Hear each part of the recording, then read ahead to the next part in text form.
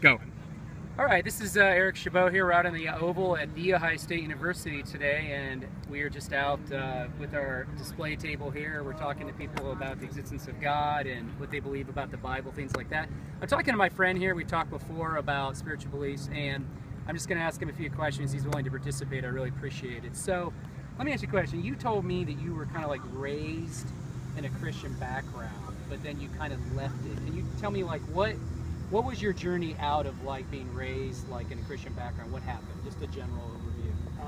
I started just meeting a lot of new people. I really kind of came out of my shell about a year before that, and I learned that people just have different beliefs than what I had. I didn't really meet any people before then. I knew they existed, but it's kind of like going to see the Empire State Building or something else. Like, you understand it, but you don't really get the full scope of it unless you go and do it yourself.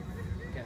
And so, like, after that, I started learning more about these different belief systems, and I thought about it. I looked for even more opinions after that, and eventually I found the one that made the most sense to me. So would you say that you told me you're kind of like somewhat between like an agnostic view and an atheist view of reality, but they're not mutually exclusive. So yeah, what was it that kind of led you to that? Was it coming to college that did that, or was it before you got to college?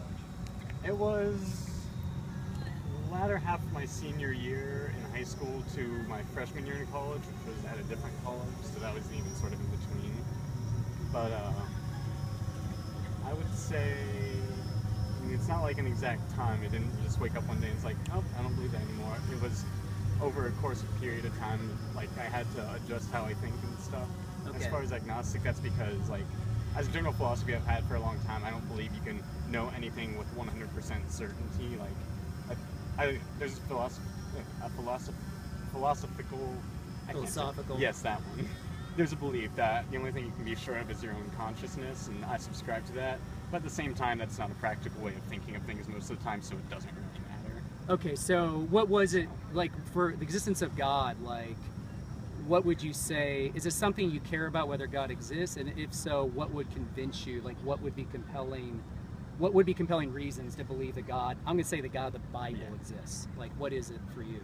Did you have a little background on that? I would have to say unambiguous, direct evidence, in that, like, some people will use their explanation for God existing as things we don't know, or a lot of times dark matter has come up from what I've heard, since that's become a thing, or the arguments of everything is so fine-tuned, but that doesn't do much for me. I would very much prefer to have actual direct evidence of somebody saying this directly points to there is this God, or God himself coming down and speaking, and at that point it would probably have to be more, like, I'd have to verify with someone to make sure I'm not hallucinating. Okay, so you'd be like a direct experience directly with God, like a supernatural experience, you mean? Well, I wouldn't call it supernatural. I would believe that if there is a God, he would be natural also. Okay. I don't see, like, if something exists, I don't see why you would label it as supernatural, because if it exists, why wouldn't it be natural, aside from manufactured goods, which are obviously mostly made by humans. So you would, but if you look at in the, like, the world of nature, like if we gave like compelling evidence for you in the world of like what we think is evidence, sort of like biology or cosmology in the natural world, you know, like molecular biology or something, that's not going to do it for you, because you might say, well, that can't be an explanation because science will figure out another way of figuring out what it is, or well, what? For me, it's that it's an extrapolation. The evidence doesn't say, like, if you say, okay, we can't figure out where life started, that doesn't automatically go to the conclusion, okay, well, this specific God made it. It's like you see a UFO, it's automatically aliens. No, you just don't know what it is. So for me, like, there has to be some direct evidence of God, not an extrapolation of evidence from something else that points to God. So that's a valid reason to believe. It's just not what I personally would accept as something like that would make me believe. Well, one last question. You said that God would have to speak, like, you know, in the Christian view or the biblical world, we believe God has revealed himself in history through the person of Jesus. That's our central claim.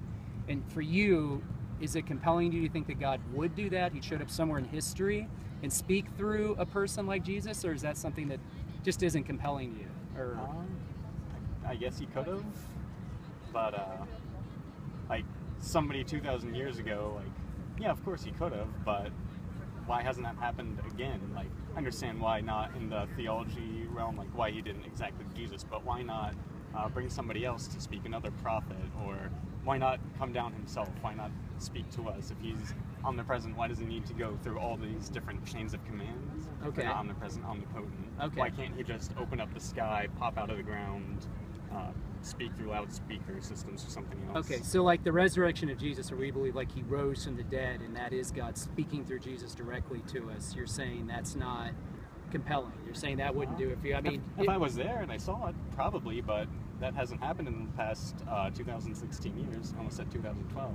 Okay. Off, so if Jesus appeared to you today, like out here on the Oval, like, and he said, "I'm Jesus, I rose from the dead, and I want you to follow me. I want you to surrender your life to me today and start following me as a disciple." Would you do that?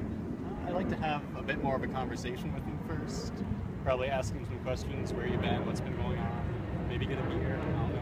Have a beer, hang out, talk? Yeah, you know. Okay.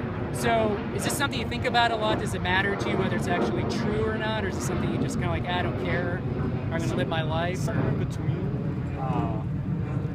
It matters to me to some degree, obviously, or I wouldn't be having this conversation, and I wouldn't have a very sturdy belief system. Okay. But like, it's not a very high priority. I'm mostly figuring out my own life right now, figuring out what I want to do, who I am. Okay. Who my friends are, things Okay. like that. So. Okay. So the central claim, like Jesus died and rose from the dead to help us be reconciled to God, to have a relationship with God, that the kingdom of God is here, is not something you think about whether I need to be related to God correctly. Not really. I think much more in terms of modern and the future, unless I'm actually studying something historical. Okay. Which is mostly for history classes. Okay. All right. Well, this has been great. I really appreciate you doing it. Have a great day. Thanks.